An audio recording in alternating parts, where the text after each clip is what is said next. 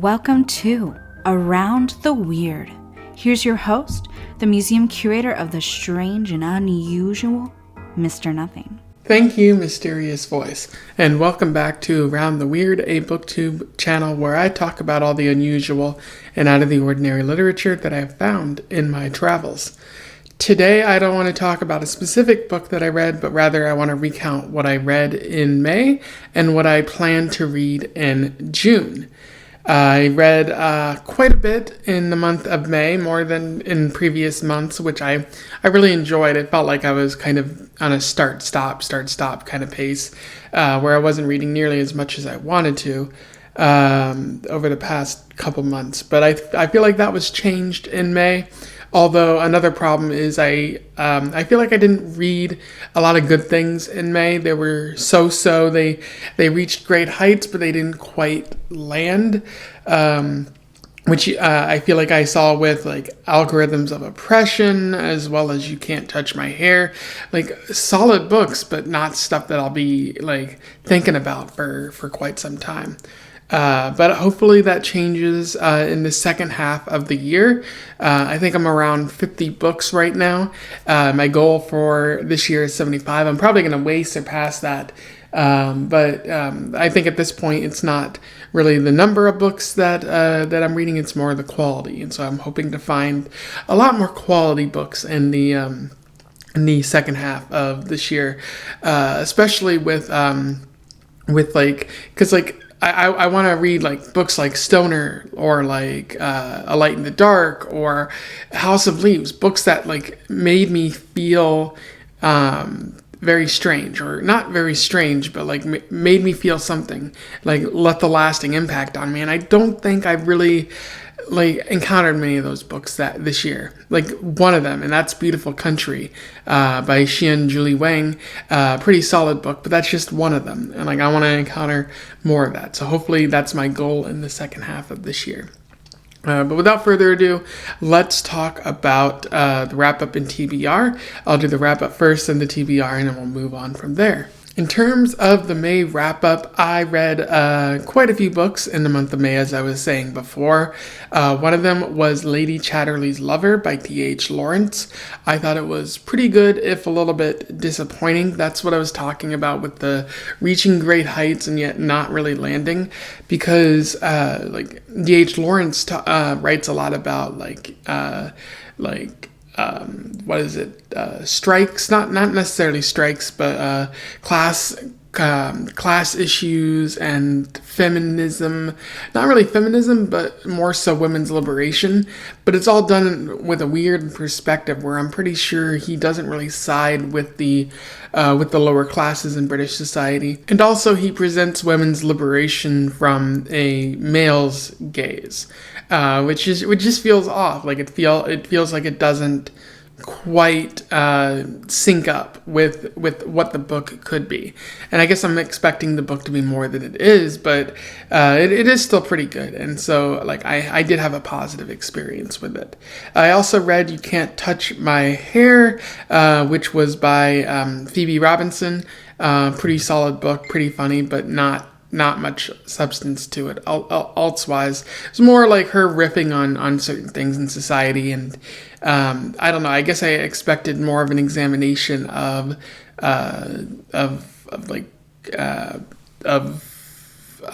black women, like things that black women deal with, and it's there, but it's presented in a comic style.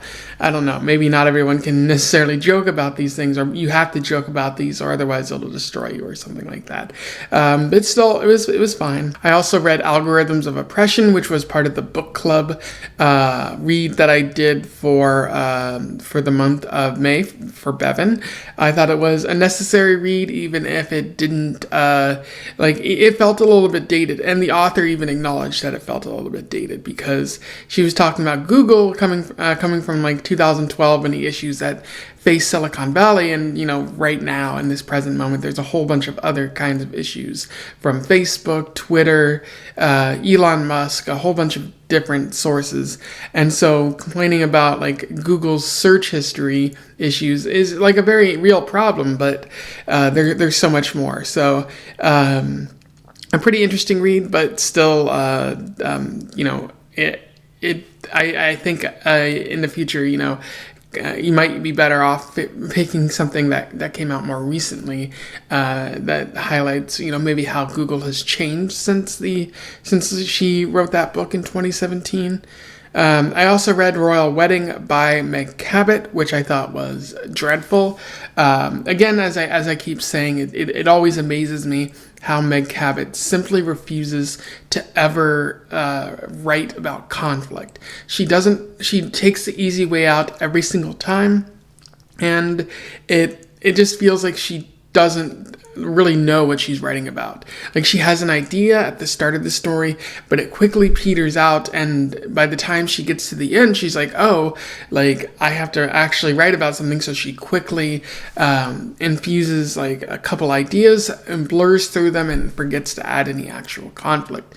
And I need to know, like, how does she keep getting like publishing deals? Like, who's publishing? Why are people publishing her work? Is it because it's quick and easy and people generally seem to like it, and those people aren't really looking for something too deep? I don't know. Personally, I think that especially with young adult literature, we should seek to challenge them, and like it shouldn't be just writing for writing's sake. Like, sure, people will buy it, but it won't challenge them. It won't get us to see the world in a different way.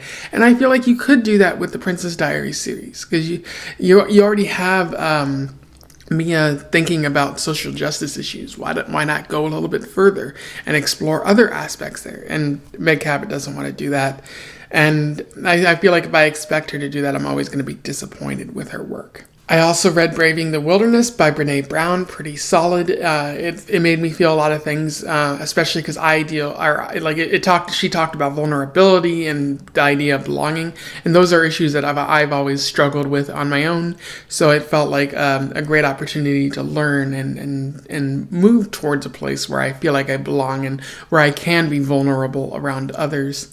And then I read How to Talk to Girls at Parties by Neil Gaiman. I didn't talk about it on this channel because it was pretty short, but it was pretty good. But again, it was pretty short, which I think like Neil Gaiman could have carried the idea a little bit further. There was room to talk about more, but it wasn't bad, and for what it was a pretty decent story.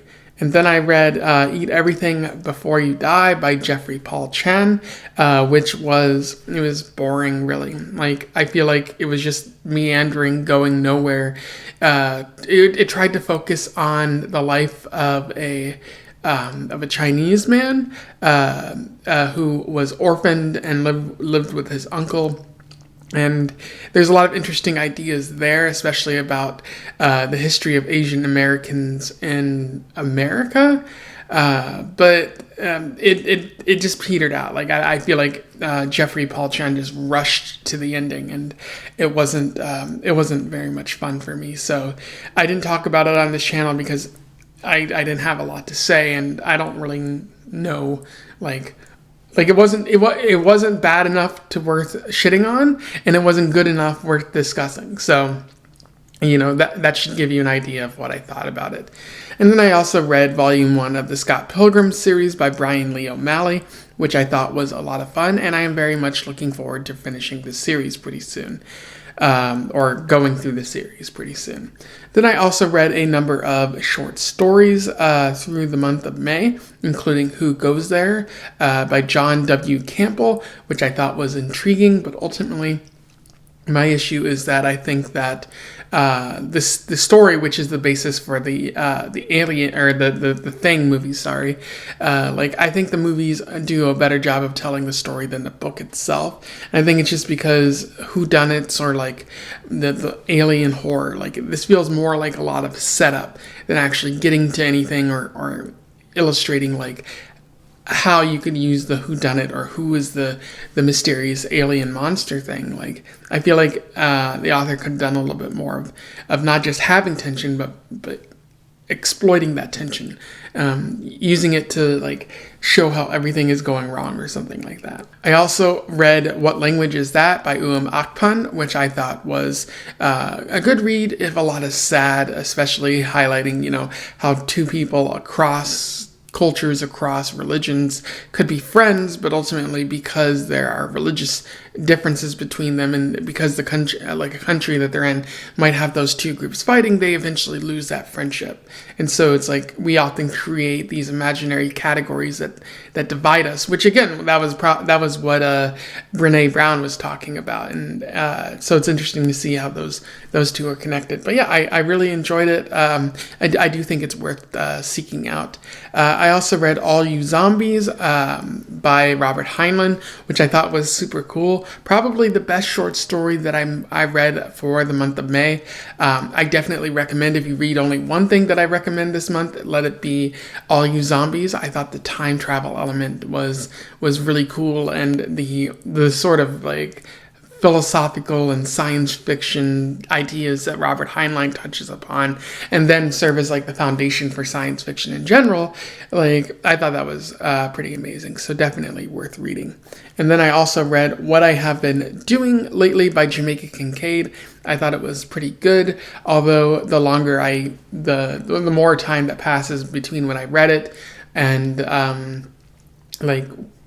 now, I find that I don't remember as many details from it. So it might just be a pretty forgettable story. And then I also read The Pit and the Pendulum, which is going to be released on the last Tuesday of May, which is the last day of May.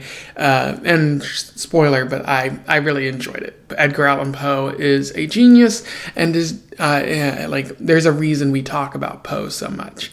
And then I also read a number of poems in the month of May, including near the end of May, I started talking more about Pride LGBTQA poems, which I intend to talk to probably through the month of June and even into July.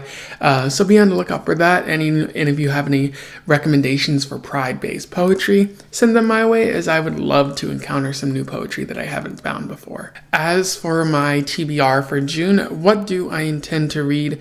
I have a number of books and short stories and poems planned. One of them is Coraline, of course. I do intend to read that. I had it planned for May, but these things often spill over. So Coraline will probably be the first book that I read for June.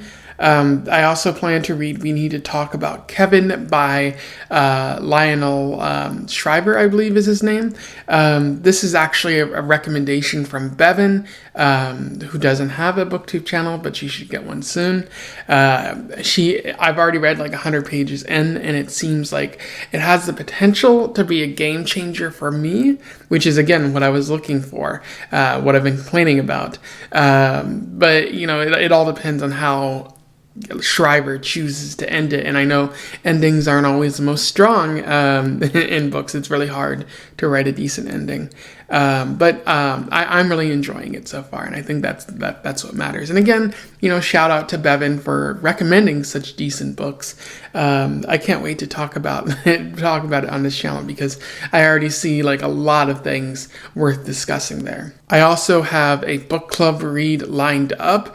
I believe we are reading A Woman Is No Man. I don't remember who the author is, but I don't even know what the book is about. I think it might be about the trans experience. I'm not really sure, but all I know is that it's really fun to read Bevan recommended books, because I think we sync up on certain ideas. And so even if not always, as in the case of The Firekeeper's Daughter, like even if we don't always if she doesn't recommend the most solid book, it still leaves me with something to think about, which is nice. I also want to talk about The Girl Who Drank the Moon, which it was actually a Newbery Medal winner. I don't remember who the author is, but I remember it sharing the same award as The Light in the Dark and Holes, which means it's probably going to be a decent book, or at least I hope so. So be on the lookout at that. And I also want to talk about Pygmalion by George Bernard Shaw. I have been wanting to read, again, more plays and whatnot. And I have read Pygmalion before, but that was back in high school. I just want to see if it holds up, because I do think there might be a bit to discuss with that. And I also haven't talked about George Bernard Shaw on this channel yet, even though he is a classic author. And then I also want to read The Ethical Slut by another author whose name I forget. But this is from a recommendation from another friend. Her name is Kelsey, and she reads a lot of nonfiction. So there's not really a lot of overlap between me and her. But she recommended Brene Brown, and so I'm going to read The Ethical Slut, and I hope to enjoy that a little bit. It's about polyamory and monogamy and whatnot. So I'm pretty sure it's going to be an informative read. As for short stories, I do have a number of them planned, including a collection that I checked out from my local library. Don't forget to patronize your local libraries. And also, I have some Lovecraft planned, which sounds pretty decent. Lovecraft is an interesting author. I did enjoy reading In the Mountains of Madness, but I would like to check out another one of his short stories, because it would be fun to talk about on this channel, so be on the lookout for that. And again, I have some poems as well planned for the month of June, which are pride-based poems, authors who are LGBTQA, queer in some sort of way. So I think that'll be a lot of fun, and I'll continue into July, because just sticking with this for the month of June makes me no better than most corporations. So again, yeah, be on the lookout for that. Anyway, that was my wrap up and my TBR for the month of June. If you have any recommendations for pretty solid books to read, or you want to comment on what I read or what I plan to read, do so below. Let's have a discussion about books. Otherwise, don't forget to like, share, and subscribe so that more people can find out about this channel and about any of the books that they might or might not have read. It's a good way to find out about new books, I guess. And until then, I wish you the best of luck in your weird and summery travels. Farewell.